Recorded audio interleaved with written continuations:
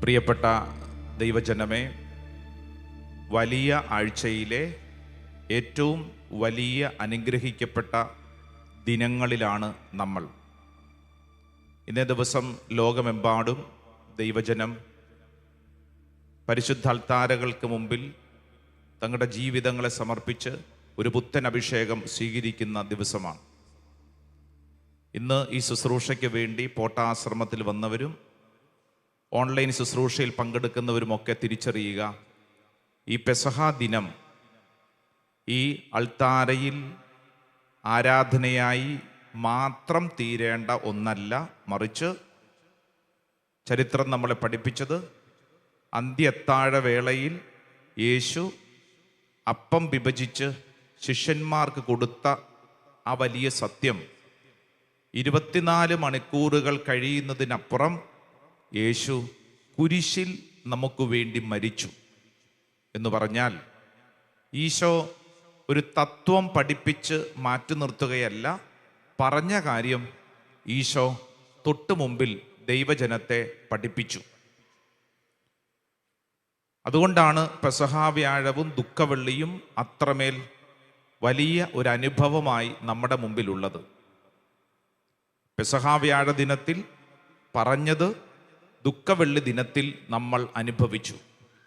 ആ വലിയ സത്യത്തിൻ്റെ മുമ്പിലാണ് ഇവിടെ ഇരിക്കുന്ന നമ്മൾ ഓരോരുത്തരും.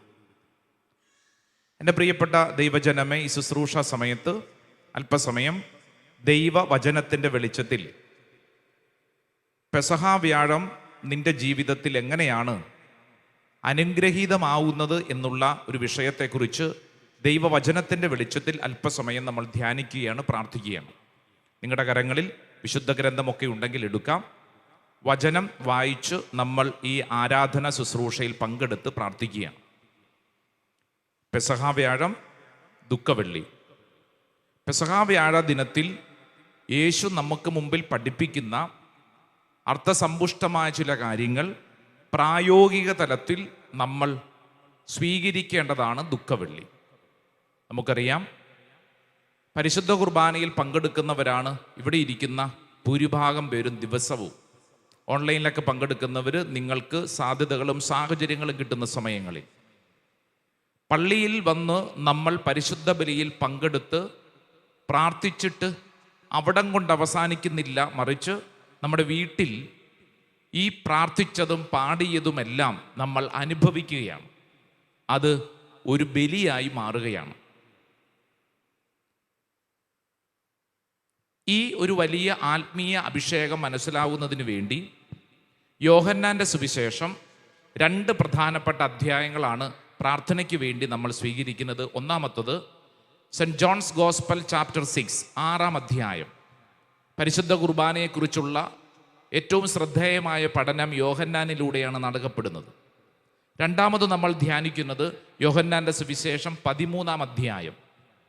എങ്ങനെയാണ് ഈ പഠിച്ചത് നമ്മൾ പ്രായോഗിക തലത്തിൽ സ്വീകരിക്കുന്നതെന്ന് 13-ാം അധ്യായം പഠിപ്പിക്കും. അപ്പോൾ ശ്രദ്ധിച്ചേ, യോഹന്നാൻ്റെ സുവിശേഷം 6-ാം അധ്യായവും 13-ാം അധ്യായവും. യോഹന്നാൻ്റെ സുവിശേഷത്തിന് വളരെയധികം പ്രാധാന്യമുണ്ട്. കാരണം മത്തായിയും മർക്കോസും ലൂക്കോസും 3 സുവിശേഷകന്മാർ അന്ത്യ അത്താഴത്തെക്കുറിച്ച് കൃത്യമായി വിവരണങ്ങൾ നൽകി പഠിപ്പിച്ചപ്പോൾ യോഹന്നാൻ ശ്ലീഹ പഠിപ്പിച്ചത് കാല് കഴുകുന്ന ശുശ്രൂഷയെക്കുറിച്ചാണ്. യേശു ശിഷ്യന്മാരുടെ കാല് കഴുകുന്ന ശുശ്രൂഷ, അതാണ് യോഹന്നാൻ നമുക്ക് മുമ്പിൽ നൽകുന്ന യഥാർത്ഥത്തിൽ എന്താണ് ഒരു പരിശുദ്ധ കുർബാനയായി മാറേണ്ടതെന്നുള്ള വലിയ ഒരു പഠനം. അങ്ങനെയെങ്കിൽ ഈ സമയത്ത് നമ്മൾ യോഹന്നാൻ്റെ സുവിശേഷം 6-ാം അധ്യായം അതിൻ്റെ ആരംഭ വചനങ്ങൾ മുതൽ എന്താണ് ഈ 6-ാം അധ്യായത്തിൽ പഠിപ്പിച്ചിരിക്കുന്നതെന്ന് നമ്മൾ തിരിച്ചറിയുകയാണ്. നിങ്ങൾക്ക് സാധിക്കുന്നവർ ബൈബിൾ തുറക്കാം. Saint John's gospel chapter 6. നമ്മൾ ആ അധ്യായത്തെ നമ്മൾ കൃത്യമായി ഒരു 5 ഭാഗങ്ങളായിട്ട് തിരിക്കുകയാണ്. നിങ്ങളത് ശ്രദ്ധിച്ചാൽ മനസ്സിലാകും. 6-ാം അധ്യായം 1 മുതൽ 15 വരെയുള്ള വചനഭാഗം അപ്പം വർദ്ധിപ്പിക്കുന്നതാണ്. അപ്പം വർദ്ധിപ്പിക്കുന്നത്. 2-ാമത്തെ വചനഭാഗം 16 മുതൽ 24 മുതൽ യേശു ക്രിസ്തു വെള്ളത്തിനു മീതെ നടക്കുന്നതാണ്. 3-ാമത്തത് 25 മുതലുള്ള വചനഭാഗം അത് മുന്നോട്ട് നീങ്ങി 59-ാം തിരുവചനം വരെയുള്ളത് നമ്മൾ കാണുന്നത് ജീവന്റെ അപ്പത്തെക്കുറിച്ച്, വിശുദ്ധ കുർബാനയെക്കുറിച്ചുള്ള ഈശോയുടെ പഠനമാണ്, കൃത്യമായ പഠനം. പിന്നീട് 60-ാം തിരുവചനം മുതൽ നമ്മൾ കാണുന്നത് യേശു പഠിപ്പിച്ചതിനെക്കുറിച്ച് മറ്റു നാട്ടുകാർക്ക്, ചുറ്റുമുണ്ടായിരുന്നവർക്ക് ശിഷ്യന്മാരുടെ പ്രതികരണം. അധ്യായം അവസാനിക്കുന്നത് യേശു ക്രിസ്തുവിൻ്റെ ശക്തമായ ഒരു നിലപാട്. അങ്ങനെ 5 കാര്യങ്ങൾ നീ 6-ാം അധ്യായത്തിൽ നമ്മൾ പഠിക്കുകയാണ്. നിങ്ങളിത് ശ്രദ്ധിച്ചു പഠിച്ചു കഴിഞ്ഞാൽ വളരെ എളുപ്പത്തിൽ യോഹന്നാൻ്റെ സുവിശേഷം ഈ 6-ാം അധ്യായം മനസ്സിലാക്കാമെന്ന് മാത്രമല്ല, പരിശുദ്ധ കുർബാനയെ നമുക്ക് അങ്ങേയറ്റം സ്നേഹത്തോടുകൂടെ മനസ്സിലാക്കുന്നതിനും സാധിക്കും. അങ്ങനെയെങ്കിൽ 6-ാം അധ്യായം 1 മുതലുള്ള വചനഭാഗത്ത് നമ്മൾ കാണുന്നത് അപ്പം വർദ്ധിപ്പിക്കുന്നതിനെ കുറിച്ചാണ്. അപ്പം വർദ്ധിപ്പിക്കുന്നതിനെ കുറിച്ച് ഇതിൻ്റെ ആരംഭ വചനങ്ങൾ തന്നെ വളരെ പ്രധാനപ്പെട്ട ഒരു സത്യം യോഹന്നാൻ ശ്ലീഹ കുറിച്ച് വെച്ചിട്ടുണ്ട്. യോഹന്നാൻ്റെ സുവിശേഷം 6-ാം അധ്യായം 6-ാം തിരുവചനം. അവരെ പരീക്ഷിക്കാനാണ് യേശു ചോദിച്ചത്. എന്തു ചെയ്യണമെന്ന് യേശു നേരത്തെ മനസ്സിൽ കരുതിയിരുന്നു. വലതുകര ഉയർത്തിക്കൊണ്ട് പറഞ്ഞേ, എന്തു ചെയ്യണമെന്ന് യേശു നേരത്തെ മനസ്സിൽ കരുതിയിരുന്നു. അങ്ങോട്ട് നോക്കൂ, ദൈവജനം ഇങ്ങനെ യേശുവിൻ്റെ ചുറ്റുമിട്ടിരിക്കുന്നു. ഈ ജനത്തിന് വിശന്നിരിക്കുന്നു. അപ്പം ഈ വിശന്നിരിക്കുന്ന ജനത്തിന് എന്തെങ്കിലും ഭക്ഷിക്കാൻ കൊടുക്കണമെന്ന് ഈശോയുടെ മനസ്സിൽ ആഗ്രഹം. ശിഷ്യന്മാരോട് ഈ വിഷയത്തെക്കുറിച്ച് പറഞ്ഞപ്പോൾ ശിഷ്യന്മാരുടനെ തന്നെ അന്താളിച്ചു എന്ന് മാത്രമല്ല, അവർ ചർച്ച ചെയ്തിട്ട് അവർ പറഞ്ഞ കാര്യം, ഇതിപ്പോൾ എവിടെ പോയി എന്തു വാങ്ങും? ആകപ്പാടെ ഇപ്പം കിട്ടാൻ സാധ്യതയുള്ളത് എന്തെങ്കിലും ഞങ്ങൾ തപ്പിയെടുക്കട്ടെ എന്ന് പറഞ്ഞ് അവർ തപ്പി കിട്ടിയത് എന്താണ്? എന്ത് കിട്ടി? അവർക്ക് തപ്പി കിട്ടിയത് 5 അപ്പവും 2 മീനും. വചനത്തിൽ ഒരു കാര്യം പറയുന്നു, ഈശോ ശിഷ്യന്മാരോട് ഈ പ്രശ്നത്തിനൊരു പരിഹാരത്തെക്കുറിച്ച് അന്വേഷിക്കുമ്പോൾ തന്നെ യേശു എന്തു ചെയ്യണമെന്ന് നേരത്തെ മനസ്സിൽ കരുതിയിരുന്നു. ഇവിടെ ഇരുന്നുകൊണ്ട് ഈ വചന ശുശ്രൂഷയിൽ പങ്കെടുക്കുന്നവർ, പലവിധ ജീവിത അനുഭവങ്ങൾ പങ്കെടുക്കുന്നവരുണ്ട്. നീ ഒരു കാര്യം ശ്രദ്ധിക്കണം, നിന്റെ ജീവിതത്തിൽ ഇന്ന് ഏതെങ്കിലും ഒരു അസ്വസ്ഥതയോ ഭാരമോ ഒരു പ്രശ്നമോ ഉണ്ടെങ്കിൽ ആ പ്രശ്നത്തിനുള്ള പരിഹാരം യേശു നേരത്തെ മനസ്സിൽ കണ്ടിട്ടുണ്ട് എന്ന് മാത്രമല്ല, ആ പ്രശ്നത്തിനുള്ളിൽ തന്നെ അതിനുള്ള പരിഹാരവും നിശ്ചയിച്ച് ദൈവം തന്നിട്ടുണ്ട്. ഉച്ചത്തിൽ പറഞ്ഞേ ആമേൻ, ആമേൻ. ദൈവം ഇസ്രായേൽ ജനത്തെ ഈജിപ്തിൻ്റെ അടിമത്തത്തിൽ നിന്നും നയിച്ചു. അവർ യാത്ര ചെയ്തത് എങ്ങനെയാണ്? അവരുടെ കയ്യിൽ ഗൂഗിൾ മാപ്പ് ഉണ്ടായിരുന്നോ? ഒന്നുമില്ല. പിന്നെ എങ്ങനെ യാത്ര ചെയ്തത്? അവർ യാത്ര ചെയ്തത് ദൈവത്തിൻ്റെ കൃത്യം സന്ദേശം അനുസരിച്ചാണ്. ഈ യാത്ര ചെയ്ത് അവരെത്തിച്ചേരുന്നൊരു സ്ഥലം ചെങ്കടലിൻ്റെ തീരം. മുമ്പോട്ട് പോകാൻ വഴിയില്ല, പുറകോട്ട് പോകാനും വഴിയില്ല. ഈ ജനത്തിൻ്റെ അവസ്ഥ എന്താണ്? എൻ്റെ ഒരു ചോദ്യം ഇവിടെ ഇരിക്കുന്നവരെ നിങ്ങൾ ശ്രദ്ധിച്ചേ. ഈ കടലിൻ്റെ കരയിലേക്ക് ജനത്തെ എത്തിച്ചത് ആരാ? ദൈവം. ദൈവത്തിന് തെറ്റുപറ്റുമോ? ദൈവത്തിൻ്റെ ഗൂഗിൾ മാപ്പിന് തെറ്റുപറ്റുമോ? ദൈവം ഇസ്രായേൽ ജനതയെ കടലിൻ്റെ കരയിലേക്ക് എത്തിച്ചെങ്കിൽ ഒരു കാര്യം ഉറപ്പ്, ആ കടല് കടക്കാനുള്ള വഴിയും ദൈവത്തിൻ്റെ കയ്യിൽ ഉണ്ട്. ആമേൻ, ആമേൻ. ഇതിവിടെ ഇരിക്കുന്ന ഓരോരുത്തരും ശ്രദ്ധിച്ചോണം. നിനക്ക് ഇന്ന് ഏതെങ്കിലും ഒരു പ്രതിസന്ധി ഉണ്ടെങ്കിൽ ആ പ്രതിസന്ധി കടക്കുന്നതിനുള്ള വഴിയും ദൈവം നേരത്തെ കണ്ടെത്തിയിട്ടുണ്ട്. അത് നിനക്ക് വേണ്ടി ദൈവം ഒരുക്കിയിട്ടുണ്ട്. വിശ്വസിക്കുന്നവര് അത് ഏറ്റെടുത്ത് പറഞ്ഞേ ആമേൻ, ആമേൻ, ആമേൻ. പ്രിയപ്പെട്ട ദൈവജനമേ, ഇതാ വചനം പഠിപ്പിക്കുകയാണ്. 6-ാം അധ്യായം യേശുവിൻ്റെ കരങ്ങളിലേക്ക് കിട്ടുന്ന അപ്പത്തെ 9-ാം തിരുവചനം വായിക്കുന്നു. 5 ബാർലിയപ്പവും 2 മീനും കൈവശമുള്ള ഒരു കുട്ടി ഇവിടെയുണ്ട്. എന്നാൽ ഇത്രയും പേർക്ക് അതെന്തുണ്ട്? യേശു പറഞ്ഞു, ആളുകളെല്ലാം ഭക്ഷണത്തിനിരുത്തുവിൻ. ആ സ്ഥലത്ത് പുല്ല് തഴച്ചു വളർന്നിരുന്നു. അടുത്ത വചനം പറയുന്നു, 5000-ഓളം വരുന്ന പുരുഷന്മാർ അവിടെ ഇരുന്നു. എത്ര പേര്? 5000-ഓളം വരുന്ന പുരുഷന്മാർ. അപ്പം എത്രത്തോളം സ്ത്രീകൾ ഉണ്ടാവും? നിങ്ങളൊന്ന് ചിന്തിച്ച് നോക്കിക്കേ. നമ്മുടെ നാട്ടിലെ കൺവെൻഷനൊക്കെ വരുന്നത് സ്ത്രീകളാണ് പുരുഷന്മാരാണ് കൂടുതൽ? സ്ത്രീകളാണ് വരുന്നത്. സ്ത്രീകൾ ഒരു 4 ഇരട്ടി ഉണ്ടാവും, പുരുഷന്മാർ 1% ഉണ്ടാവും. ബൈബിളിൽ വചനം പറയുന്നു 5000-ഓളം വരുന്ന പുരുഷന്മാരുണ്ടായിരുന്നു എന്ന് എഴുതപ്പെട്ടിരിക്കുമ്പോൾ സ്ത്രീകൾ എത്രത്തോളം ഉണ്ടാവും? ഒരു 20,000-എങ്കിലുമുള്ള സ്ത്രീകൾ ഉണ്ടാവണം. കുട്ടികളെക്കുറിച്ചൊന്നും എഴുതിയിട്ടില്ല, വൃദ്ധന്മാരെ കുറിച്ചൊന്നും എഴുതിയിട്ടില്ല. എന്ന് പറഞ്ഞു കഴിഞ്ഞാൽ അത്ര വലിയ ജനബാഹുല്യം അവിടെയുണ്ട്. ആ ജനത്തെയാണ് അവർ സ്വസ്ഥമായിട്ട് ഇരുത്തിയത്. 11-ാം തിരുവചനം, അനന്തരം യേശു അപ്പമെടുത്ത് കൃതജ്ഞതാ സ്തോത്രം ചെയ്ത് അവർക്ക് വിതരണം ചെയ്തു. അതുപോലെ തന്നെ മീനും വേണ്ടത്ര നൽകി. അവർ ഭക്ഷിച്ച് തൃപ്തരായപ്പോൾ അവൻ ശിഷ്യന്മാരോട് പറഞ്ഞു, ഒന്നും നഷ്ടപ്പെടാതെ മിച്ചമുള്ള കഷണങ്ങളെല്ലാം ശേഖരിക്കുവിൻ. 5 ബാർലിയപ്പത്തിൽ നിന്ന് ജനങ്ങൾ ഭക്ഷിച്ചതിന് ശേഷം മിച്ചം വന്ന കഷണങ്ങൾ 12 കുട്ട നിറയെ അവർ ശേഖരിച്ചു. അവൻ പ്രവർത്തിച്ച അടയാളം കണ്ട ജനങ്ങൾ പറഞ്ഞു, ലോകത്തിലേക്ക് വരാനിരിക്കുന്ന പ്രവാചകൻ സത്യമായും ഇവനാണ്. ആമേൻ. അവൻ പ്രവർത്തിച്ച അടയാളം, അങ്ങനെയാണ് വചനം പറയുന്നത്. എന്ന് പറഞ്ഞാൽ അപ്പം വർദ്ധിപ്പിച്ചത് യോഹന്നാന്റെ ഭാഷയിൽ അത് ഒരു അടയാളമായിരുന്നു. പരിശുദ്ധ കുർബാന സ്ഥാപിക്കുന്നതിന് മുമ്പായി യേശു ദൈവജനത്തെ ചില കാര്യങ്ങൾ ഓർമ്മപ്പെടുത്തുകയാണ്. എന്താണ് അതിൻ്റെ അർത്ഥം? യേശു പറയുകയാണ്, എൻ്റെ കയ്യിലേക്ക് ഒരപ്പം കിട്ടിക്കഴിഞ്ഞാൽ ആ അപ്പത്തെ പെരുപ്പിക്കാനുള്ള കഴിവ് എനിക്കുണ്ട്. അപ്പം ജനത്തിനൊരു കാര്യം മനസ്സിലായി. എന്തു മനസ്സിലായി? യേശുവിൻ്റെ കയ്യിൽ അപ്പം കിട്ടിക്കഴിഞ്ഞാൽ ആ അപ്പം 10,000-ങ്ങൾക്ക് ഭക്ഷണമായിട്ട് മാറും. കാരണം ഇത് അവരുടെ കൺവെട്ടത്ത് അവർ കണ്ടു, കേട്ടു. മർക്കോസിന്റെ സുവിശേഷം 6-ാം അധ്യായത്തിലും 8-ാം അധ്യായത്തിലും 2 തവണയായി അപ്പം വർദ്ധിപ്പിക്കുന്നതിനെ കുറിച്ച് മർക്കോസ് സുവിശേഷകൻ ഓർമ്മപ്പെടുത്തുന്നുണ്ട്.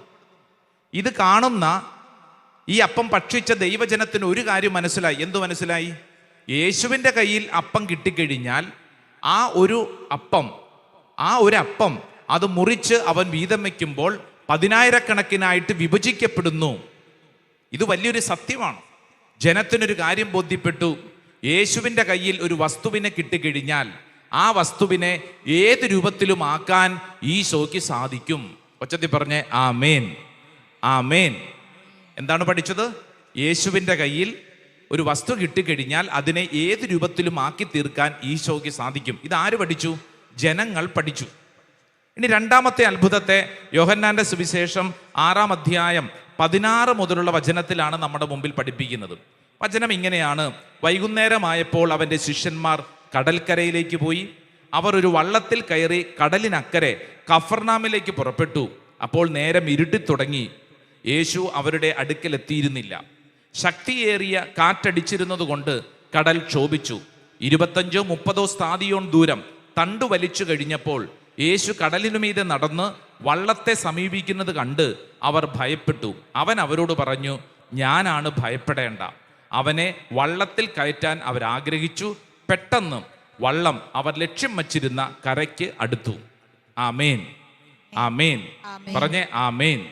വലതുകരം ഉയർത്തി പറഞ്ഞേ ആമേൻ. ഇടതുകരം ഉയർത്തി പറഞ്ഞേ ആമേൻ. യേശു വെള്ളത്തിനു മീതെ നടക്കുന്നു. പറഞ്ഞേ, വെള്ളത്തിനു മീതെ സാധാരണ ഒരു മനുഷ്യന് നടക്കാൻ പറ്റുമോ? വെള്ളത്തിൽ കാല് ചവിട്ടിയാൽ എന്തു സംഭവിക്കും? ചവിട്ടുന്നവൻ താഴത്തോട്ട് പോകും. അങ്ങനെയെങ്കിൽ എൻ്റെ ഒരു ചോദ്യം, വെള്ളത്തിൽ ഒരു വസ്തു ഇട്ട് കഴിഞ്ഞാൽ അത് താഴോട്ട് പോകേണ്ടതല്ലേ? അല്ലേ? അങ്ങനെയാണെങ്കിൽ ഒരു വള്ളം, ഒരു ബോട്ട്, അത് താന്നു പോകേണ്ടതല്ലേ? പിന്നെ താന്നു പോകാതെ എങ്ങനെയാണ് വെള്ളത്തിൽ കിടക്കുന്നത്? ചോദ്യം കേട്ടോ. വെള്ളത്തിൽ ഒരു വസ്തു ഇട്ട് കഴിഞ്ഞാൽ, ഒരു തടിക്കഷ്ണം ഇട്ട് കഴിഞ്ഞാൽ, അല്ലെങ്കിൽ എന്തെങ്കിലും, അത് താന്നു പോകേണ്ടതൊക്കെയാണല്ലോ. പിന്നെ എങ്ങനെയാണ് അത് താന്നു പോകാതെ നിൽക്കുന്നത്?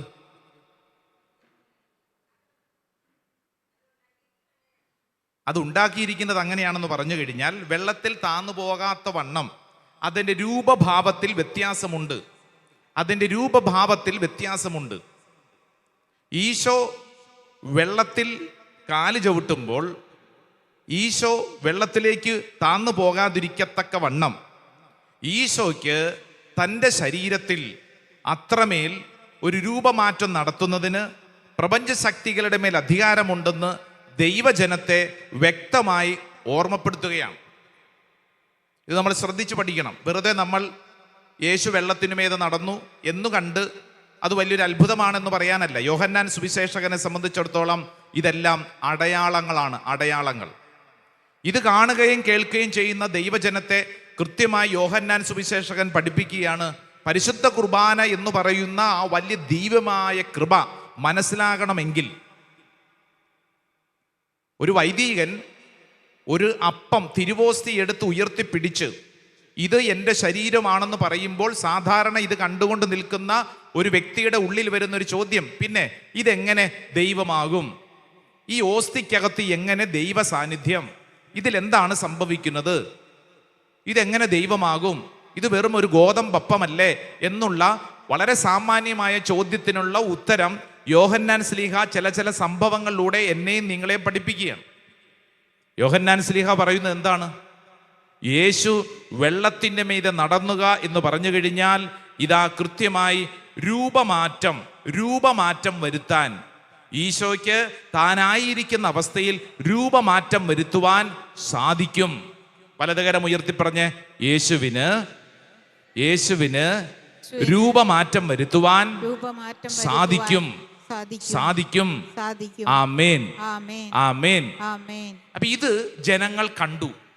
അപ്പൊ ജനങ്ങൾക്കൊരു കാര്യം മനസ്സിലായി, ഇവന് ഈ പ്രപഞ്ച ശക്തികളുടെ മേലും അധികാരമുണ്ട് എന്ന് മാത്രമല്ല, പറഞ്ഞു കഴിയുമ്പോൾ അത് അതേപടി തന്നെ സംഭവിക്കുന്നു. ലാസറെ പുറത്തു വരൂ എന്ന് പറയുന്ന സമയത്ത് എന്താ സംഭവിക്കുന്നത്? ലാസർ പുറത്തു വരുന്നു, അല്ലേ? അപ്പോൾ ഈശോ ഒരു കാര്യം പറഞ്ഞു കഴിഞ്ഞാൽ അത് സംഭവിക്കും. ഈ പ്രപഞ്ച ശക്തികളുടെ മേൽ അത്രമേൽ അധികാരമുണ്ടെന്ന് ഈ ദൈവജനത്തെ ഈ ചില സംഭവങ്ങളിലൂടെ ഇതാ യേശു ക്രിസ്തു വ്യക്തമായി ബോധ്യപ്പെടുത്തുകയാണ്. ഇനി മൂന്നാമത്തെ പഠനം യോഹന്നാന്റെ സുവിശേഷം 6-ാം അധ്യായം 25 മുതലുള്ള പഠനങ്ങളാണ്. 41-ാം തിരുവചനം വായിച്ചു കഴിഞ്ഞാൽ ഇങ്ങനെയാണ്: സ്വർഗത്തിൽ നിന്ന് ഇറങ്ങി വന്ന അപ്പം ഞാനാണ് എന്ന് അവൻ പറഞ്ഞതിനാൽ യഹൂദർ അവനെതിരെ പിറുപിറുത്തു. ആരാണ് യഹൂദർ? യേശു പരിശുദ്ധ കുർബാനയെ കുറിച്ച് പഠിപ്പിച്ചുകൊണ്ടിരുന്നപ്പോൾ കേട്ടുകൊണ്ടിരുന്ന ആളുകളിൽ സംഭവിച്ച വളരെ പ്രധാനപ്പെട്ട ഒരു കാര്യം, അവരെല്ലാവരും പിറുപിറുക്കാൻ തുടങ്ങി, അവരെല്ലാവരും അസ്വസ്ഥപ്പെടാൻ തുടങ്ങി. ഒന്നാമത്തെ കാര്യം എന്തായിരുന്നു ഓർമ്മയുണ്ടോ? യേശു അപ്പം വർദ്ധിപ്പിച്ചു, പറഞ്ഞേ. രണ്ടാമത്തെ കാര്യം, യേശു വെള്ളത്തിൻ്റെ മുകളിലൂടെ നടക്കുന്നു. മൂന്നാമത്തെ കാര്യം, ഇതാ യോഹന്നാന്റെ സുവിശേഷം പഠിപ്പിക്കുന്നു, ഞാനാണ് ജീവന്റെ അപ്പം. ഉച്ചത്തിൽ പറഞ്ഞേ, യേശു പറഞ്ഞു ഞാനാണ് ജീവന്റെ അപ്പം. ഇത് പറഞ്ഞപ്പോൾ യഹൂദർ, കേട്ടുകൊണ്ടിരുന്നവരുടെ അഭിപ്രായം എന്താണ്? അവർ അസ്വസ്ഥരാകാൻ തുടങ്ങി. അവർ പലതരത്തിൽ അസ്വസ്ഥരാകാൻ തുടങ്ങി. യേശുവിൻ്റെ ഈ പഠനം അവർക്ക് അത്ര അങ്ങോട്ട് പിടിച്ചില്ല. നിങ്ങൾ ശ്രദ്ധിക്കൂ, ചരിത്രത്തിൽ കത്തോലിക്ക സഭയിൽ ഏറ്റവും കൂടുതൽ വിഭജനങ്ങൾ ഉണ്ടായിട്ടുള്ളത് എന്തിനെ ഓർത്തിട്ടും എന്തിനെ പറ്റിയുമാണെന്നറിയോ? പരിശുദ്ധ കുർബാനയെക്കുറിച്ചാണ്. പരിശുദ്ധ കുർബാനയെക്കുറിച്ചാണ് ലോകത്ത് ഇത്രമേൽ തർക്കങ്ങളും വാഗ്വാദങ്ങളും ഒക്കെ ഉണ്ടായിട്ടുള്ളത്. ഇതാരംഭിച്ചത് ആദ്യത്തെ പരിശുദ്ധ കുർബാന സ്ഥാപിച്ച ദിവസം തന്നെയാണ്. പരിശുദ്ധ കുർബാനയെക്കുറിച്ചുള്ള ആദ്യത്തെ പ്രബോധനം നൽകിയപ്പോഴാണ് കൂടെയുണ്ടായിരുന്ന ദൈവജനത്തിൻ്റെ സ്വഭാവ രീതികൾ വ്യക്തമായത്. പലർക്കും പരിശുദ്ധ കുർബാന അത്ര അങ്ങോട്ട് പിടിച്ചില്ല. ഈശോ പറഞ്ഞ കാര്യങ്ങൾ ദൈവജനത്തിന് അത്രയ്ക്ക് അങ്ങോട്ട് ബോധിച്ചില്ല. 6-ാം അധ്യായം ബൈബിളുള്ളവരും തുറന്നു കഴിഞ്ഞാൽ 1-2 പ്രധാനപ്പെട്ട വചനങ്ങൾ നമുക്കൊന്ന് പഠിക്കാം. 53-ാം തിരുവചനം വായിക്കാം. Saint John's gospel chapter 6 verse 53. യേശു പറഞ്ഞു, സത്യം സത്യമായി ഞാൻ നിങ്ങളോട് പറയുന്നു, നിങ്ങൾ മനുഷ്യപുത്രന്റെ ശരീരം ഭക്ഷിക്കുകയും അവൻ്റെ രക്തം പാനം ചെയ്യുകയും ചെയ്യുന്നില്ലെങ്കിൽ നിങ്ങൾക്ക് ജീവൻ ഉണ്ടായിരിക്കുകയില്ല. എൻ്റെ ശരീരം ഭക്ഷിക്കുകയും എൻ്റെ രക്തം പാനം ചെയ്യുന്നവന് നിത്യജീവനുണ്ട്, അവസാനം ഞാൻ അവന് ഉയർപ്പിക്കും. എന്തെന്നാൽ എൻ്റെ ശരീരം യഥാർത്ഥ ഭക്ഷണമാണ്, എൻ്റെ രക്തം യഥാർത്ഥ പാനീയവുമാണ്. എൻ്റെ ശരീരം ഭക്ഷിക്കുകയും എൻ്റെ രക്തം പാനം ചെയ്യുകയും ചെയ്യുന്നവൻ എന്നിലും ഞാൻ അവനിലും വസിക്കും. ആമേൻ, ആമേൻ. സാധിക്കുന്നവർ വലതുകരം ഉയർത്തി പരിശുദ്ധ കുർബാനയെക്കുറിച്ചുള്ള വളരെ പ്രബോധനം നിറഞ്ഞ ഈ വചനഭാഗങ്ങൾ നമുക്ക് ഒച്ചത്തിലൊന്ന് വായിക്കാം. യേശു പറഞ്ഞു, ഒച്ചത്തിൽ പറഞ്ഞ യേശു പറഞ്ഞു, സത്യം സത്യമായി ഞാൻ നിങ്ങളോട് പറയുന്നു, നിങ്ങൾ മനുഷ്യപുത്രന്റെ ശരീരം ഭക്ഷിക്കുകയും അവന്റെ രക്തം പാനം ചെയ്യുകയും ചെയ്യുന്നില്ലെങ്കിൽ നിങ്ങൾക്ക് ജീവൻ ഉണ്ടായിരിക്കുകയില്ല. എൻ്റെ ശരീരം ഭക്ഷിക്കുകയും എൻ്റെ രക്തം പാനം പാനം ചെയ്യുകയും ചെയ്യുന്നവന് നിത്യജീവനുണ്ട്. അവസാന ദിവസം ഞാൻ അവനെ ഉയർപ്പിക്കും. എന്തെന്നാൽ എന്റെ ശരീരം യഥാർത്ഥ ഭക്ഷണമാണ്, എന്റെ രക്തം യഥാർത്ഥ പാനീയമാണ്. എന്റെ ശരീരം ഭക്ഷിക്കുകയും എന്റെ രക്തം പാനം ചെയ്യുകയും ചെയ്യുന്നവൻ എന്നിലും ഞാൻ അവനിലും വസിക്കുന്നു. പറഞ്ഞേ ആമേൻ, ആമേൻ. ശ്രദ്ധിച്ചേ, പരിശുദ്ധ കുർബാനയെ കുറിച്ച് ഏറ്റവും പ്രധാനപ്പെട്ട ചില പഠനങ്ങൾ ഈശോ പങ്കുവയ്ക്കുകയാണ്. ഇത് കേട്ടുകൊണ്ടിരുന്നപ്പോൾ യഹൂദരുടെ പ്രതികരണം എന്ത് എന്ന് വിശുദ്ധ ഗ്രന്ഥത്തിൽ പല മേഖലകളിലായിട്ട് യോഹന്നാന്റെ സുവിശേഷം 6-ാം അധ്യായത്തിൽ വെളിപ്പെടുത്തിയിട്ടുണ്ട്. 6-ാം അധ്യായം അതിൻ്റെ 41-ാം തിരുവചനം ഇങ്ങനെയാണ്: സ്വർഗത്തിൽ നിറങ്ങി വന്നപ്പോൾ ഞാനാണെന്ന് അവൻ പറഞ്ഞതിനാൽ യഹൂദർ അവനെതിരെ പിറുപിറുത്തു.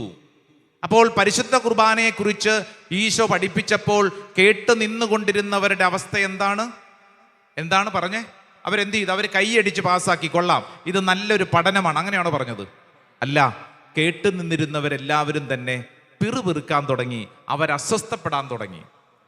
പരിശുദ്ധ കുർബാനയെക്കുറിച്ച് പഠിപ്പിക്കുകയും പരിശുദ്ധ കുർബാന എന്ന് പറയുന്ന ആ വലിയ സത്യത്തെ അംഗീകരിക്കുക എന്ന് പറയുന്നത് പലർക്കും വേദനാജനകമായ കാര്യമാണ്.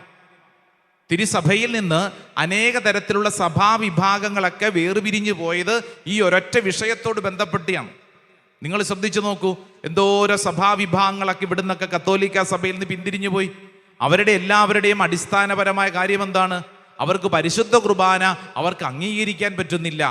എങ്ങനെയാണ് ഒരു വൈദികൻ അപ്പമെടുത്തുയർത്തുമ്പോൾ അത് യേശുവിൻ്റെ ശരീരമാവുന്നത്? എങ്ങനെയാണ് വീഞ്ഞെടുത്തുയർത്തുമ്പോൾ അത് യേശുവിൻ്റെ രക്തമാവുന്നത്? ഈ ചോദ്യം ബുദ്ധി കൊണ്ട് ചോദിച്ചാൽ ഒരിക്കലും മനസ്സിലാവില്ല. ഹൃദയം കൊണ്ട് മനസ്സിലാക്കാൻ ശ്രമിച്ചാൽ അത് നിന്റെ ജീവിതത്തിൽ അനുഗ്രഹമാണ്. ഞാൻ പറയുമ്പോൾ എൻ്റെ കൂടെ ഒന്ന് ഏറ്റു പറയണം: ബുദ്ധി കൊണ്ട് ചിന്തിച്ചാൽ മനസ്സിലാവില്ല, എന്നാൽ ഹൃദയം കൊണ്ട് സ്വീകരിച്ചാൽ അനുഗ്രഹമാണ്. ബുദ്ധി കൊണ്ട് നമ്മുടെ പലരും അങ്ങനെയാണല്ലോ, കണക്ക് കൂട്ടിക്കൊണ്ടൊക്കെയാണ്. ഇതെങ്ങനെ അങ്ങനെയാകും, ഇങ്ങനെയാകും, അങ്ങനെയാകും, 2+2 അല്ലേ, 2 2 കൂടെ കൂട്ടിക്കഴിഞ്ഞാൽ 4 ആയിരിക്കണം. ഇതാണ് നമ്മൾ കണക്ക് പഠിച്ചിരിക്കുകയാണ്. പരിശുദ്ധ കുർബാനയിൽ നിൽക്കുമ്പോൾ നിന്റെ തലയ്ക്കകത്തുള്ള ബുദ്ധി അനുസരിച്ച് നീ അളക്കുമ്പോൾ ഇതിന് നിനക്ക് മനസ്സിലാക്കാൻ സാധിക്കുന്നില്ല. മറിച്ച് നിന്റെ ഹൃദയം കൊണ്ട് സ്വീകരിച്ചു കഴിഞ്ഞാൽ നിനക്ക് പെട്ടെന്ന് മനസ്സിലാക്കാൻ പറ്റും. ഇതിനെയാണ് ദിവ്യമായ രഹസ്യം എന്നാണ് വിളിക്കുന്നത്. ദിവ്യമായ രഹസ്യം. കത്തോലിക്ക സഭയിൽ ഇങ്ങനെ ചില ദിവ്യമായ രഹസ്യങ്ങളുണ്ട്. വേറെ ഏതെങ്കിലും ദിവ്യമായ രഹസ്യങ്ങൾ അറിയാമെങ്കിൽ പറഞ്ഞേ. ഒന്ന് പരിശുദ്ധ കുർബാന, മറ്റൊന്ന് ദിവ്യമായ രഹസ്യം. ദിവ്യമായ രഹസ്യം വേറെ എന്തെങ്കിലും കത്തോലിക്ക സഭയിൽ ചില കാര്യങ്ങളെ മിസ്റ്ററി എന്ന് വിളിക്കുന്നുണ്ട്. മിസ്റ്ററി, ഡിവൈൻ മിസ്റ്ററീസ് ആണ്. ഒന്ന് പരിശുദ്ധ കുർബാന, മറ്റൊന്ന് പരിശുദ്ധ ത്രിത്വം, ട്രിനിറ്റി, പിതാവ്, പുത്രൻ, പരിശുദ്ധാത്മാവ്. ആലോചിച്ചാൽ മനസ്സിലാവുന്നില്ല എങ്ങനെ 3 പേരും ഒന്നാകും. ആലോചിച്ചാൽ പിടുത്തം കിട്ടുന്നില്ല. ബുദ്ധി കൊണ്ട് ആലോചിച്ചാൽ മനസ്സിലാവില്ല, പക്ഷെ ഹൃദയം കൊണ്ട് മനസ്സിലാക്കാൻ പറ്റും. മൂന്നാമത്തത് മറ്റൊന്നുണ്ട്, നിങ്ങൾക്ക് ജീവിതത്തിൽ വളരെയധികം പ്രധാനപ്പെട്ട ഒരു മിസ്റ്ററിയാണ്. അതേതാണെന്നറിയാവോ? അത് കുടുംബജീവിതം, ഭാര്യ ഭർത്ത ബന്ധം. ഭർത്താക്കന്മാരെ, ഇന്ന് വരെ നിങ്ങളുടെ ഭാര്യയെ മനസ്സിലാക്കാൻ പറ്റിയിട്ടുണ്ടോ? ഉണ്ടോ? ഭാര്യനെ മനസ്സിലാക്കാൻ പറ്റിയിട്ടുണ്ടോ? എന്തു മനസ്സിലായെന്ന് നീ പറയണം അല്ലേ? ഭാര്യമാരെ, നിങ്ങൾ ചിന്തിച്ച ഭർത്താവിന് ഇന്ന് വരെ മനസ്സിലാക്കാൻ പറ്റിയിട്ടുണ്ടോ? ഇല്ലെന്ന്, ഒരിക്കലും മനസ്സിലാക്കാൻ പറ്റില്ല. അതുകൊണ്ടാണ് പൗലോസ് ശ്ലീഹ എഫേസുസുകാർക്ക് എഴുതിയ ലേഖനത്തിൽ കൃത്യമായിട്ട് പഠിപ്പിക്കുന്നത്, ഇത് വലിയ ഒരു രഹസ്യമാണ്. രഹസ്യം. It is A mystery. ബുദ്ധി കൊണ്ട് ആലോചിച്ചാൽ നിനക്ക് മനസ്സിലാവില്ല. ഇവിടെ ഇരിക്കുന്ന ഓരോരുത്തരും കുടുംബ ബന്ധങ്ങളെ കുറിച്ചൊക്കെ ധ്യാനിക്കണം. അൾത്താര പെസഹ എന്ന് പറയുമ്പോൾ നിന്റെ ജീവിതത്തിൽ ദിവ്യമായ രഹസ്യങ്ങളെ തിരിച്ചറിയണം. നിന്റെ ജീവിതത്തിൽ നീ പറഞ്ഞാൽ കേൾക്കാത്ത, നീ ഒരു കാര്യം പറയുമ്പോൾ മറുതിരിച്ച് തിരിച്ചറിയുന്ന നിന്റെ ജീവിത പങ്കാളിയോട് നീ എങ്ങനെ കൈകാര്യം ചെയ്യുന്നു? ബുദ്ധി കൊണ്ട് ആലോചിച്ചു കഴിഞ്ഞാൽ നീ ഒറ്റ ദിവസം ജീവിക്കുള്ളൂ.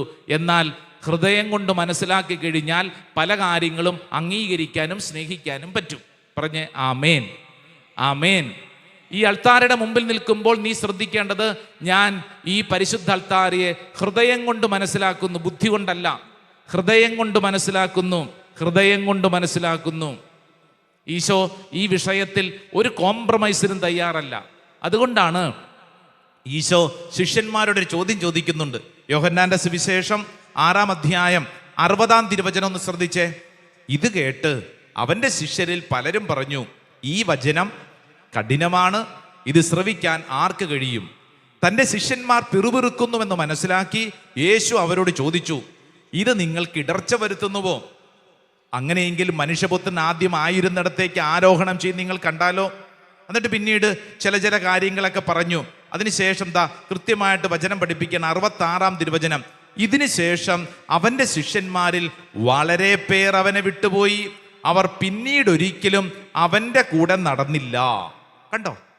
അതായത് പരിശുദ്ധ കുർബാനയെക്കുറിച്ച് ഈശോ പഠിപ്പിച്ചപ്പോൾ കൂടെയുണ്ടായിരുന്ന ആളുകൾക്ക് എന്ത് സംഭവിച്ചു? അവർക്ക് പലതും ഇഷ്ടപ്പെട്ടില്ല. അവര് ഇട്ടിട്ട് പോയെന്ന് മാത്രമല്ല, ബൈബിൾ വചനം പറയുന്നു, അവർ പിന്നീട് ഒരിക്കലും അവൻ്റെ കൂടെ നടന്നില്ല. പരിശുദ്ധ കുർബാനയെ ഹൃദയം കൊണ്ട് മനസ്സിലാക്കാൻ പറ്റിയില്ലെങ്കിൽ നിനക്കൊരിക്കലും തിരുസഭയോട് ചേർന്നിരിക്കാൻ പറ്റില്ല. നിന്റെ ജീവിതത്തിൽ നിനക്ക് കൃപ അനുഭവിക്കാൻ പറ്റില്ലെന്ന് ഈ വചനം പഠിപ്പിക്കുകയാണ്. എന്നാൽ ഇങ്ങനെയൊക്കെ ഈശോ പറഞ്ഞപ്പോൾ, ഈ ആളുകളൊക്കെ പോകുന്നത് കണ്ടപ്പോൾ ഈശോയ്ക്ക് മനസ്സലിവ് തോന്നി. ഈശോ അവരോട്, എടാ മക്കളെ, നിങ്ങൾ പോകല്ലേ, ഞാനിപ്പോൾ പറഞ്ഞത് നിങ്ങൾക്ക് മനസ്സിലായില്ല എന്ന് എനിക്കറിയാം. ഞാനൊരു കാര്യം ചെയ്യാം, ഞാനൊന്ന് കോംപ്രമൈസ് ചെയ്ത് ഈ വിഷയത്തെ അല്പം കൂടെ ഒന്ന് ലഘൂകരിക്കാം. അങ്ങനെ ചെയ്തോ? ഇല്ല, അങ്ങനെ ചെയ്തില്ലെന്ന്. അല്ലേ? നമ്മൾ ശ്രദ്ധിച്ചേ, ഈശോയുടെ പ്രത്യേകത എന്താ? ഈശോ തൻ്റെ അടുക്കൽ വരുന്ന ആരെയെങ്കിലും പിണക്കി വിട്ടിട്ടുണ്ടോ? ഈശോയുടെ അടുക്കൽ വന്ന ആരെങ്കിലും ഓടിച്ചു വിട്ടിട്ടുണ്ടോ? ഇല്ല. 99 ആടിനെയും വിട്ടിട്ട് ഒറ്റയ്ക്ക് പോയതിനെ, വഴിതെറ്റിപ്പോയതിനെ അന്വേഷിച്ചു പോകുന്ന യേശുക്രിസ്തുവിന്റെ രൂപം നമ്മുടെ മുമ്പിലുള്ളപ്പോൾ വിശുദ്ധ ഗ്രന്ഥത്തിൽ നമ്മുടെ മുമ്പിൽ ഒരു കാര്യം പഠിപ്പിക്കുകയാണ്. എന്താ പഠിപ്പിക്കുന്നത്? 67-ാം തിരുവചനം. യേശു 12 പേരോടുമായി ചോദിച്ചു, നിങ്ങളും പോകാൻ ആഗ്രഹിക്കുന്നുവോ? ശിമയോൻ പത്രോസ് മറുപടി പറഞ്ഞു, കർത്താവേ, ഞങ്ങൾ ആരുടെ അടുത്തേക്ക് പോകും? നിത്യജീവന്റെ വചനങ്ങൾ നിന്റെ പക്കലുണ്ടല്ലോ. ഇത് കേട്ട് 70-ാം തിരുവചനം. യേശു അവരോട് പറഞ്ഞു, നിങ്ങൾ 12 പേരെ ഞാൻ തിരഞ്ഞെടുത്തില്ലേ? എന്നാൽ നിങ്ങളിൽ ഒരുവൻ പിശാചാണ്. 71-ാം തിരുവചനം. അവൻ ഇത് പറഞ്ഞത് ശിമയോൻ സ്കറിയാത്തയുടെ മകനായ യൂദാസിനെ കുറിച്ചാണ്. എന്തെന്നാൽ 12 പേരിൽ ഒരുവനായ അവനാണ് യേശുവിനെ ഒറ്റിക്കൊടുക്കാനിരുന്നത്. ഈ വചനം വായിച്ച് 6-ാം അധ്യായം നമ്മുടെ മുമ്പിൽ അവസാനിപ്പിക്കുമ്പോൾ യോഹന്നാൻ സുവിശേഷകൻ ശക്തമായ ഒരു സൂചന നമുക്ക് നൽകി നിർത്തിയിരിക്കുകയാണ്. അതായത് പരിശുദ്ധ കുർബാനയെ ഉൾക്കൊള്ളാൻ പറ്റാതെ, പരിശുദ്ധ കുർബാനയോട് സ്നേഹമില്ലാതെ ഒരുവന്റെ ഒരു പ്രസൻസ് അവിടെയുണ്ട്. അവന് സംഭവിക്കുന്നത് എന്തെന്ന് 13-ാം അധ്യായത്തിൽ നമ്മൾ പഠിക്കാൻ പോവാം. 6-ാം അധ്യായത്തിൽ ഈശോ വളരെ വ്യക്തമായി പരിശുദ്ധ കുർബാന സ്ഥാപിക്കുന്നതിന് മുമ്പ് ആ പരിശുദ്ധ കുർബാന എങ്ങനെയാണ് ദൈവജനത്തിന്റെ മുമ്പിലേക്ക് എത്തുന്നത്? ആദ്യം തന്നെ അപ്പം ഉയർത്തിപ്പിടിച്ച് ഈശോ പറഞ്ഞു, എൻ്റെ കയ്യിൽ അപ്പം എത്തിക്കഴിഞ്ഞാൽ അതിങ്ങനെ പെരുകാൻ തുടങ്ങും. എൻ്റെ കയ്യിൽ ഒരു സാധനം കിട്ടിയാൽ എനിക്കതിന് രൂപമാറ്റം വരുത്താൻ പറ്റും. ഈശോ വെള്ളത്തിൽ ചവിട്ടി ആ വെള്ളത്തിൻ്റെ മുകളിലൂടെ നടന്നത് ഈശോ പഠിപ്പിക്കുകയാണ്, എനിക്ക് ഈ പ്രപഞ്ച ശക്തികളുടെ മേൽ രൂപമാറ്റം വരുത്താനുള്ള കഴിവുണ്ട്. ഈ പാദം കഴുകുന്ന ഈ അധ്യായത്തിൽ, 13-ാം അധ്യായത്തിൽ പ്രിയപ്പെട്ടവരെ, 4 തവണ യൂദാസിനോട് കൃത്യമായിട്ട് ഈശോ ചില വാണിങ്ങുകൾ, താക്കീതുകൾ നൽകുന്നുണ്ട്. ഇനിയാണ് നമ്മൾ ശ്രദ്ധിക്കേണ്ട കാര്യം. പരിശുദ്ധ കുർബാന ഹൃദയം കൊണ്ട് സ്വീകരിക്കാൻ ആർക്കെങ്കിലും പറ്റാതെ വരുന്നുണ്ടെങ്കിൽ അതിൻ്റെ കാരണം എന്തെന്ന് യൂദാസ് നമ്മുടെ മുമ്പിൽ ഒരു ഉത്തരം പോലെ പഠിപ്പിക്കുകയാണ്. നിനക്ക് ഇന്ന് പരിശുദ്ധ കുർബാന സ്വീകരിക്കാൻ പറ്റാതെ എന്ന് പറഞ്ഞാൽ വിശ്വസിക്കാൻ പറ്റാതെ 100,000 ചോദ്യങ്ങളും ഭാരങ്ങളുമായിട്ട് ഇരിക്കുന്നുണ്ടെങ്കിൽ, പരിശുദ്ധ കുർബാന എന്ന് പറഞ്ഞാൽ അത് തട്ടിപ്പാണ്, അത് പൊട്ടത്തരമാണ്, അച്ഛന്മാർക്ക് വേറെ പണിയില്ലാത്തത് കൊണ്ടാണ്, കത്തോലിക്ക തിരുസഭ എന്ന് പറയുന്ന സിസ്റ്റം നടന്നു പോകാനാണ്, പള്ളിയിലേക്ക് ആളെ വിളിച്ചുകൊണ്ടുവരാനാണ് എന്നിങ്ങനെ 100,000 തരത്തിലുള്ള തർക്കുത്തരങ്ങൾ പറയുമ്പോൾ, ഇത് നമ്മുടെ ഉള്ളിലൊരു ഭാരമായിട്ട് വരുമ്പോൾ ശ്രദ്ധിക്കണം, ഇതാർക്കാണിത് ഭാരമായിട്ട് മാറുന്നത്? ആർക്കാണ് അസ്വസ്ഥതയായിട്ട് മാറുന്നത്? ആർക്കാണിത് വിശ്വസിക്കാൻ പറ്റാത്തത്? യൂദാസിന്റെ മനസ്സുള്ള വ്യക്തി. എന്താ യൂദാസിന്റെ പ്രത്യേകത? യോഹന്നാന്റെ സുവിശേഷം 13-ാം അധ്യായം, എൻ്റെ പ്രിയരെ, 13-ാം അധ്യായം 10-ാം തിരുവചനം ഒന്ന് വായിച്ചേ. 10-ാം തിരുവചനം, സെന്റ് ജോൺസ് ഗോസ്പൽ ചാപ്റ്റർ 13, 13-ാം അധ്യായം അതിൻ്റെ 10-ാം തിരുവചനം. യേശു പ്രതിവചിച്ചു, കുളി കഴിഞ്ഞവന്റെ കാലുകൾ മാത്രമേ കഴുകേണ്ടതുള്ളൂ, അവൻ മുഴുവൻ ശുചിയായിരിക്കും. നിങ്ങളും ശുദ്ധിയുള്ളവരാണ്, എന്നാൽ എല്ലാവരുമല്ല. ഇത് ആരോടാ ഈ പറയണത്? ഇങ്ങോട്ട് നോക്കി, ആരോടാ ഇത് പറയണേ? ഇത് പറയുമ്പോൾ ആരിരിപ്പുണ്ട്? പത്രോസ് ഉണ്ട്, യൂദാസ് ഉണ്ട്, എല്ലാ ശിഷ്യന്മാരും ഇരിപ്പുണ്ട്. ഇത് പത്രോസ്, ഇത് യൂദാസ് കേൾക്കുന്നില്ലേ? എന്നാൽ എല്ലാവരുമല്ല. 11-ാം തിരുവചനം, തന്നെ ഒറ്റിക്കൊടുക്കുന്നവൻ ആരാണെന്ന് അവൻ അറിഞ്ഞിരുന്നു, അതുകൊണ്ടാണ് നിങ്ങളിൽ എല്ലാവരും ശുദ്ധിയുള്ളവരല്ല എന്നവൻ പറഞ്ഞത്. ആമേൻ, ആമേൻ. അപ്പോൾ ഇത് ഒന്നാമത്തെ ഒരു താക്കീതാണ്. യൂദാസേ, എടാ, നിന്റെ മനസ്സിലുള്ള ആ നിലപാടുകളൊന്ന് തിരുത്തണം. യൂദാസേ, നിന്റെ ഹൃദയത്തിൽ ചില തെറ്റായ തീരുമാനങ്ങളുണ്ടടാ, അതെടുത്ത് മാറ്റണം. എങ്കിൽ മാത്രമേ പരിശുദ്ധ കുർബാന നിനക്ക് ഉൾക്കൊള്ളാൻ പറ്റുള്ളടാ എന്നുള്ള ശക്തമായൊരു താക്കീത്, ഒന്നാമത്തെ താക്കീത്. അടുത്തതായിട്ട് യോഹന്നാന്റെ സുവിശേഷം 13-ാം അധ്യായം അതിൻ്റെ 18-ാം തിരുവചനം, ചാപ്റ്റർ 13 വേഴ്സ് 18 വായിച്ചേ.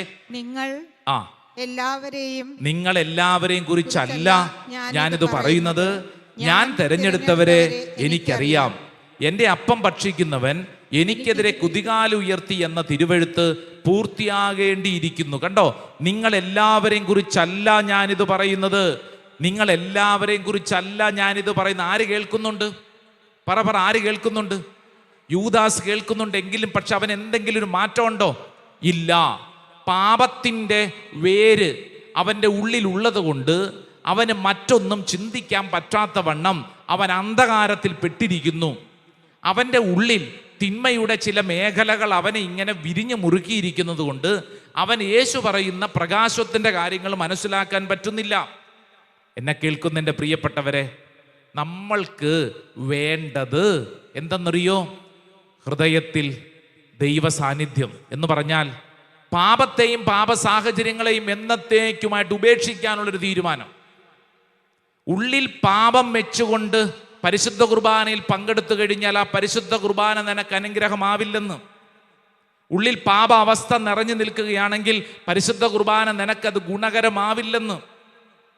അതുകൊണ്ടാണ് കുമ്പസാരിക്കണമെന്ന് തിരുസഭ നിഷ്കർഷിക്കുന്നത്. എന്തിനാ? പാപത്തെയും പാപ സാഹചര്യങ്ങളെയും എന്നേക്കുമായിട്ട് നിഷ്കാസനം ചെയ്യാനുള്ള തീരുമാനം. പരിശുദ്ധ കുർബാനയിൽ നീ അണയുമ്പോൾ നിന്റെ ഹൃദയം ശുദ്ധമായിരിക്കണം. യൂദാസിന് 2 തവണ ഈശോ വാണിംഗ് കൊടുത്തു. മൂന്നാമത്തത് 21-ാം തിരുവചനം, 13-ാം അധ്യായം, ചാപ്റ്റർ 13 വേഴ്സ് 21. ഇത് പറഞ്ഞപ്പോൾ യേശു ആത്മാവിൽ അസ്വസ്ഥനായി അവൻ വ്യക്തമായി പറഞ്ഞു, സത്യം സത്യമായി ഞാൻ നിങ്ങളോട് പറയുന്നു, നിങ്ങളിൽ ഒരുവൻ എന്നെ ഒറ്റിക്കൊടുക്കും. കണ്ടോ, സത്യം സത്യമായി ഞാൻ നിങ്ങളോട് പറയുന്നു, നിങ്ങളിൽ ഒരുവൻ എന്നെ ഒറ്റിക്കൊടുക്കും. കൃത്യമായിട്ട് ഇതാ ഈശോ യൂദാസിനോട് പറയുവാണ്, എടാ, ഇത് നീ ചെയ്യാൻ പോകുന്നൊരു പ്രവൃത്തിയല്ലേ, നിങ്ങളിൽ ഒരുവൻ എന്നെ ഒറ്റിക്കൊടുക്കും. എന്നിട്ടും യൂദാസിന് എന്തെങ്കിലും തരത്തിലൊരു മാറ്റം ഉണ്ടോ? ഇല്ലെന്ന്. എന്നിട്ടും യൂദാസിന് ഒരു മാറ്റവും ഇല്ല. എന്നിട്ടും യൂദാസ് അവിടെ തന്നെ ഇരിക്കുകയാണ്. ഉള്ളിൻ്റെ ഉള്ളിൽ ഒരു തരി പോലും ഒരു മാനസാന്തര അനുഭവം ഇല്ലാതെ അവൻ ഇങ്ങനെ കല്ല് പോലെ ഇരിക്കുന്നു. ഇതെടുത്ത് വായിച്ചു നോക്കിക്കേ. അവൻ ആരെപ്പറ്റി പറയുന്നുവെന്നറിയാതെ ശിഷ്യന്മാർ ആകുലചിത്തരായി പരസ്പരം നോക്കി. 23-ാം തിരുവചനം, ശിഷ്യന്മാരിൽ യേശു സ്നേഹിച്ചിരുന്നവൻ അവന്റെ വക്ഷസിലേക്ക് ചാരിക്കിടന്നിരുന്നു. 24-ാം തിരുവചനം, ശിമയോൻ പത്രോസ് അവനോട് ആംഗ്യം കാണിച്ചു പറഞ്ഞു, അവൻ ആരെപ്പറ്റി പറയുന്നു എന്ന് ചോദിക്കുക. യേശുവിന്റെ വക്ഷസിൽ ചേർന്ന് കിടന്നുകൊണ്ട് അവൻ ചോദിച്ചു, കർത്താവേ, ആരാണത്? 26-ാം തിരുവചനം, അവൻ പ്രതിവചിച്ചു, അപ്പക്കഷണം മുക്കി ഞാൻ ആർക്ക് കൊടുക്കുന്നുവോ അവൻ തന്നെ. അവൻ അപ്പക്കഷണം മുക്കി ശിമയോൻ സ്കറിയാത്തയുടെ മകൻ യൂദാസിന് കൊടുത്തു. എൻ്റെ പ്രിയപ്പെട്ടവരെ, ഇതിനും അപ്പുറം ഒരു താക്കീത് ചരിത്രത്തിൽ ഉണ്ടായിട്ടുണ്ടോ? അത്രമേൽ 4 തവണ, ഒറ്റ സിറ്റിങ്ങിൽ 4 തവണ ഈശോ ഈ യൂദാസിന് കൃത്യമായി താക്കീത് കൊടുത്തു. എടാ നീ ശ്രദ്ധിക്കണം, എടാ നീ ശ്രദ്ധിക്കണം. അടുത്തിരിക്കുന്ന ആളോട് പറഞ്ഞു കൊടുത്തേ, എടാ നീ ശ്രദ്ധിക്കണം. പറഞ്ഞു കൊടുത്തേ, എടാ നീ ശ്രദ്ധിക്കണം, എടി നീ ശ്രദ്ധിക്കണം. നിന്റെ ജീവിതത്തിൽ ഇന്ന് ഈ പെസഹ തിരുനാളിൽ നീ അൾത്താരയുടെ മുമ്പിൽ ആരാധനയ്ക്കണയുമ്പോൾ നീ ശ്രദ്ധിക്കണം. എന്ത് ശ്രദ്ധിക്കണം? നിന്റെ ഹൃദയം നിർമ്മലമാണോ എന്ന് നീ പരിശോധിക്കണം. നിന്റെ ഹൃദയത്തിൽ പാപത്തിൻ്റെ വേരുകൾ വെച്ചുകൊണ്ട് നീ പരിശുദ്ധ അൾത്താരയ്ക്ക് മുമ്പിൽ അണയരുത്. ആ വേരുകൾ അറുത്ത് മുറിച്ചു മാറ്റണം. വെറുപ്പിൻ്റെ, വിരോധത്തിൻ്റെ, അസ്വസ്ഥതയുടെ ഭാരങ്ങൾ എടുത്ത് മാറ്റണം. ദുശീല മേഖലകളെ സമർപ്പിക്കണം. ഒരു വിശുദ്ധീകരണത്തിന് വേണ്ടി ആഗ്രഹിക്കണം. ഇല്ലെങ്കിൽ എന്ത് സംഭവിക്കും? ഇങ്ങോട്ട് നോക്കിക്കേ. ചരിത്രത്തിൽ ആദ്യത്തെ പരിശുദ്ധ കുർബാന സ്വീകരിച്ചത് ആരാ പറഞ്ഞേ? ആദ്യത്തെ പരിശുദ്ധ കുർബാന സ്വീകരിച്ചവൻ എന്ത് സംഭവിച്ചു? പരിശുദ്ധ കുർബാന സ്വീകരിച്ചവൻ എന്ത് സംഭവിച്ചു? പറഞ്ഞേ, എന്ത് പറ്റി? വചനം പറയുന്നത് എന്താണെന്നറിയോ? 27-ാം തിരുവചനം വായിച്ചേ. അപ്പക്കഷണം സ്വീകരിച്ചതിനെ തുടർന്ന് സാത്താൻ അവനിൽ പ്രവേശിച്ചു. ദൈവമേ, ഇതെന്താ ഇങ്ങനെ? പരിശുദ്ധ കുർബാന സ്വീകരിക്കുന്ന ഒരുത്തന്റെ ഉള്ളിൽ സാത്താൻ പ്രവേശിക്കുവോ? നമ്മുടെ ചിന്തിക്കാൻ പറ്റുമോ? പരിശുദ്ധ കുർബാന സ്വീകരിക്കുന്ന ഒരുത്തന്റെ ഉള്ളിൽ എങ്ങനെ സാത്താൻ പ്രവേശിക്കുന്നത്? വചനം പഠിപ്പിക്കുന്നത്, പ്രവേശിക്കുന്നതിന് മുമ്പ് തന്നെ അവന്റെ ഉള്ളിൽ ആ സാത്താൻ അവൻ പ്രവേശന വാതിൽ തുറന്നിട്ട് കൊടുത്തിട്ടുണ്ട്. സാത്താൻ പ്രവേശിക്കുന്നതിനൊരു സാധ്യത അവൻ തുറന്നിട്ട് കൊടുത്തിട്ടുണ്ടെന്ന്. അതിൻ്റെ ഭാഗമായിട്ടാണ് അവൻ പ്രവേശിക്കുന്നത്. എൻ്റെ പ്രിയപ്പെട്ടവരെ, പരിശുദ്ധ കുർബാന നിനക്ക് ജീവന്റെ ഭാഗമായി മാറണമെങ്കിൽ നമ്മൾ വിശുദ്ധീകരിക്കപ്പെട്ട മനസ്സോടുകൂടെ വേണം. നോമ്പുകാലത്ത്, പ്രത്യേകിച്ച് വലിയ ആഴ്ചയിലൊക്കെ അത്രമേൽ പ്രാധാന്യം പരിശുദ്ധ കുമ്പസാരത്തിന് കൊടുക്കുന്ന അതിൻ്റെ ഭാഗമായിട്ടാണ്. ഇവിടെ ഇരിക്കുന്ന ആരെങ്കിലും എന്തിന് ഞാൻ കുമ്പസാരിക്കണം, ഓൺലൈനൊക്കെ പങ്കെടുക്കുന്ന ആരെങ്കിലും എന്തിന് ഞാൻ കുമ്പസാരിക്കണം എന്നുള്ള ഏതെങ്കിലും തരത്തിലുള്ള ചോദ്യവുമായിട്ട് ഇരിക്കുന്നുണ്ടെങ്കിൽ നിന്റെ മുമ്പിൽ യൂദാസ് നിനക്കൊരു പാഠമായിട്ട് നിൽക്കുകയാണ്. പരിശുദ്ധ കുർബാനയായിട്ട് അനുഭവിക്കണമെങ്കിൽ നിന്റെ ഉള്ളിലുണ്ടായിരിക്കേണ്ട നിലപാടെന്ന് പറയുന്നത് വിശുദ്ധീകരിക്കപ്പെട്ട നിലപാട്. എൻ്റെ ദൈവമേ, എൻ്റെ ജീവിതത്തിൽ നിർമ്മലമായ ഒരു അനുഭവം എനിക്ക് വേണം. നിർമ്മലമായ ഹൃദയം ആഗ്രഹിക്കണം. ഓരോ വ്യക്തിയും ആഗ്രഹിക്കണം. പരിശുദ്ധ ബലി അപ്പോഴാണ് നിന്റെ ജീവിതത്തിൽ അത് അനുഗ്രഹത്തിൻ്റെ ബലിയായി മാറുന്നത്. എല്ലാവരും ഒന്ന് ചാടി എഴുന്നേറ്റ് നിന്നേ. ഈ ശുശ്രൂഷയിൽ പങ്കെടുക്കുന്ന സമയം, ലോകമെമ്പാടും പെസഹ തിരുനാളിൻ്റെ അനുഗ്രഹിക്കപ്പെട്ട മണിക്കൂറിൽ 2 കരങ്ങളും ഇങ്ങനെ യാചനാപൂർവ്വം പിടിച്ചേ, ഒന്ന് കണ്ണടച്ചേ, ഒന്ന് ചിന്തിച്ചേ, എൻ്റെ ജീവിതത്തിൻ്റെ അവസ്ഥ എന്താണ്? ദൈവമേ, നിർമ്മലമായ ഒരു ഹൃദയം എനിക്ക് വേണം. ആഗ്രഹിച്ചേ 2 കരങ്ങളും പരിശുദ്ധ അൾത്താരയിലേക്ക് നീട്ടിപ്പിടിക്കുക.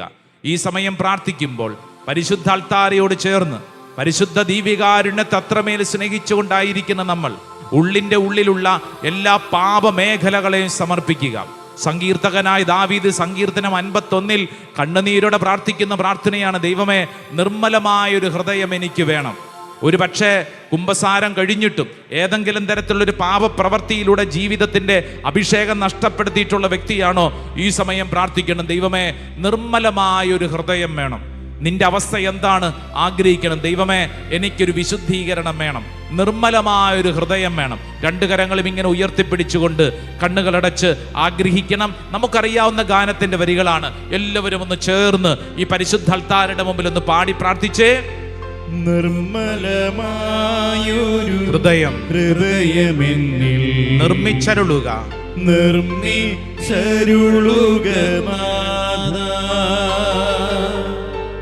നീരായൊരു മാനസവും തീർത്തരുളുക. എല്ലാവരും ഒന്ന് ഒരുമിച്ച് സ്വരമുയർത്തി പാടാമോ?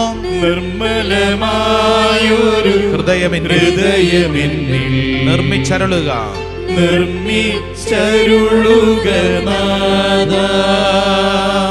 ആമേൻ. നീരായൊരു മാനസവും ആമേൻ. തീർത്തരുൾകെന്നിൽ ദേവാ. 2 കരങ്ങൾ സ്വർഗത്തിലേക്ക് ഇങ്ങനെ ഉയർത്തിപ്പിടിച്ചുകൊണ്ട് കണ്ണടച്ച് പ്രാർത്ഥിക്കുമ്പോൾ നമ്മുടെ ജീവിതത്തിലെ ചില ദുശീലങ്ങൾ നമ്മളെ ഭാരപ്പെടുത്തുന്നില്ലേ? എത്ര കുമ്പസാരിച്ചിട്ടും വിട്ടുമാറാതെ നമ്മുടെ ഉള്ളിൽ കിടക്കുന്ന ചില പാപത്തിന്റെ വിത്തുകൾ. യൂദാസിന്റെ ഉള്ളിൽ പാപത്തിന്റെ വിത്ത് പാകപ്പെട്ടിരുന്നു. പരിശുദ്ധ കുർബാന സ്വീകരിച്ചിട്ടും അവന് കുർബാനയായിട്ട് അനുഭവിക്കാൻ പറ്റിയില്ല. ജീവന്റെ അനുഭവത്തിലേക്ക് വന്നില്ല, മറിച്ച് അവനിൽ സാത്താൻ പ്രവേശിച്ചുവെന്ന് യോഹന്നാന്റെ സുവിശേഷം പഠിപ്പിക്കുമ്പോൾ, ദൈവമേ, എൻ്റെ ഉള്ളിൽ ഏതെങ്കിലും തരത്തിലുള്ള പാപത്തിന്റെ വിത്തുകൾ കിടക്കുന്നുണ്ടെങ്കിൽ, ഇന്നോളമുള്ള എൻ്റെ ജീവിത വഴികളിൽ അറിഞ്ഞും അറിയാതെ ഞാൻ ചെയ്ത സകല പാപപീഡകളും എന്നെ ഇന്നും വേദനിപ്പിക്കുന്നുണ്ടെങ്കിൽ, ആ അനുഭവങ്ങളെ, ആ അവസ്ഥകളെ, സാഹചര്യങ്ങളെ എല്ലാം കർത്താവെ ഈ അൾത്താരിൽ സമർപ്പിക്കുന്നു.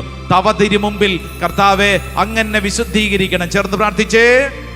തവ തിരുസന്നിധി തന്നിൽ നിന്നും തള്ളിക്കളയരുതെന്നേ നീ. ആമേൻ. തവ തിരുസന്നിധി തന്നിൽ നിന്നും തള്ളിക്കളയരുതെന്നേ നീ. പരിപാവനനേ എന്നിൽ നിന്നും തിരികെ എടുക്കരുതെൻ പരനേ.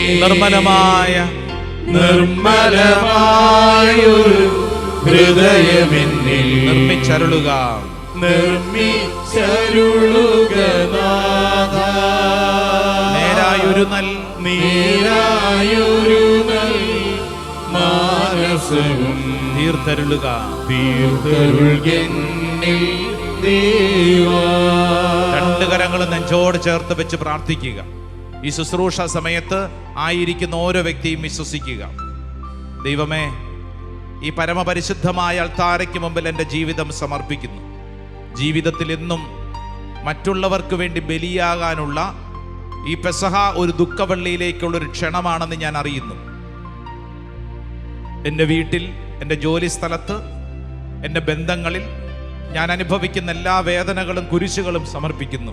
കർത്താവെ, ഈ അൾത്താരയുടെ മുമ്പിൽ നിന്ന് സ്വീകരിക്കുന്നത് എനിക്കൊരു അനുഗ്രഹമായിട്ട് മാറട്ടെ. കർത്താവെ, ഞാൻ ആഗ്രഹിക്കുന്നു, വിശ്വസിക്കുന്നു. നിർമ്മലമായൊരു ഹൃദയത്തിൻ്റെ ചൈതന്യം എന്നിൽ നിറയ്ക്കണമേ. നെറ്റിയിലൊരു കുരിശടയാളം വരച്ച് സ്വയം ഒന്ന് വിശുദ്ധീകരിക്കുക. സ്വസ്ഥമായിട്ടൊന്ന് ഇരിക്കുക. സ്വസ്ഥമായിട്ടിരുന്നേ.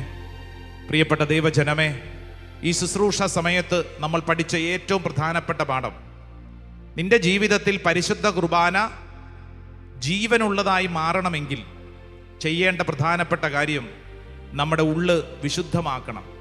ഇല്ലെങ്കിൽ യൂദാസിന് സംഭവിച്ചതുപോലെ ഉള്ളിൻ്റെ ഉള്ളിൽ പാപത്തിൻ്റെ വിത്തുമായി, പാപത്തിൻ്റെ സാധ്യതകളുമായി, പാപത്തോടൊരു ചായ്വുമായിട്ട് നിലനിന്നിരുന്ന അവൻ്റെ ഉള്ളിൽ സാത്താൻ പ്രവേശിച്ചു.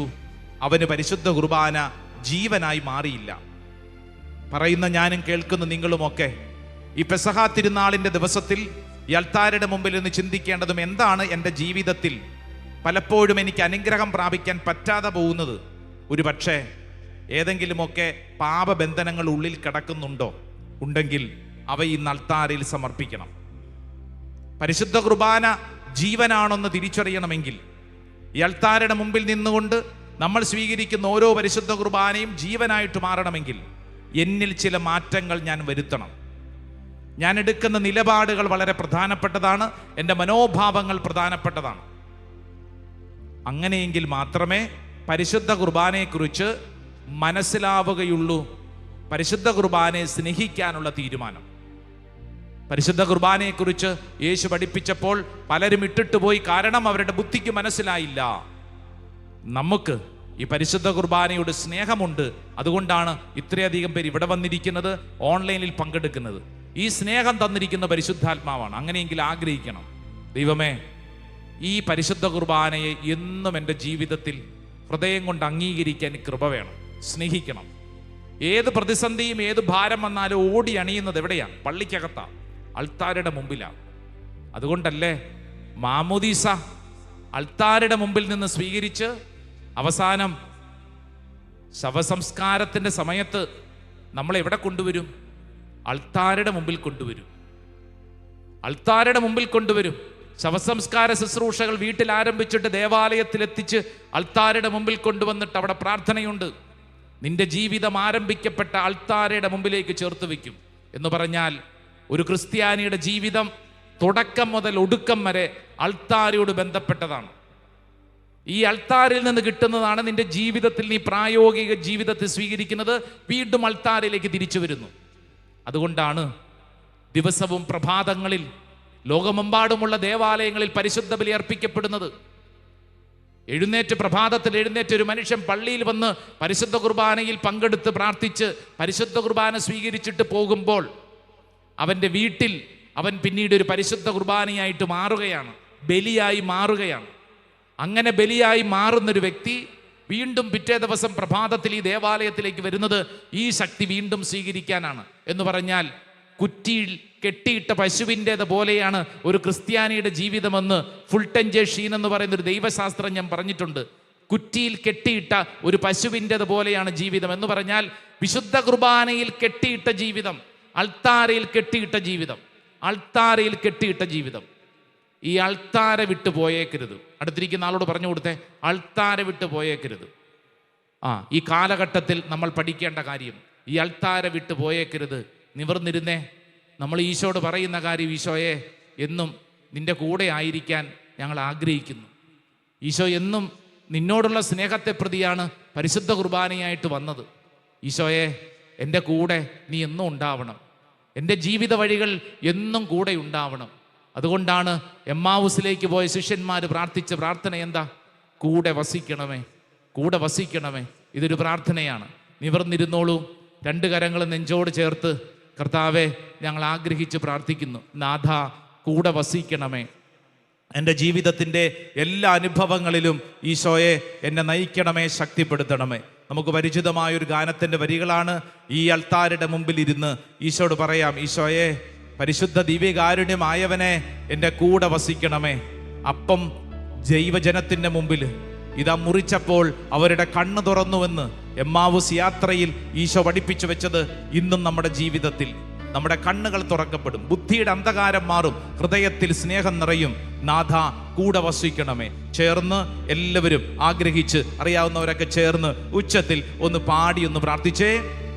നാഥ കൂടെ വസിക്കണമേ. ആമേൻ. നാഥ കൂടെ വസിക്കണമേ. നാഥ കൂടെ വസിക്കണമേ. നാഥ കൂടെ വസിക്കണമേ.